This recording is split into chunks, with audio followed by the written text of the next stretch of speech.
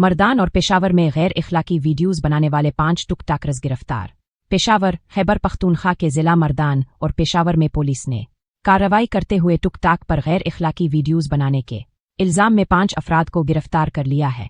तफसीलात के मुताबिक वफाकी तहकीकाती इदारों ने सोशल मीडिया पर गैर इखलाकी मवाद की रोकथाम के लिए खैबर पख्तूनख्वा पुलिस के साथ मिलकर मुश्तरका क्रैकडाउन का आगाज़ किया है। इस सिलसिले में मर्दान में कार्रवाई करते हुए 5 टिकटॉकर्स को हिरासत में लिया गया, जो मुबैना तौर पर गैर इखलाकी वीडियोज़ बनाकर सोशल मीडिया प्लेटफार्म्स पर पोस्ट करते थे।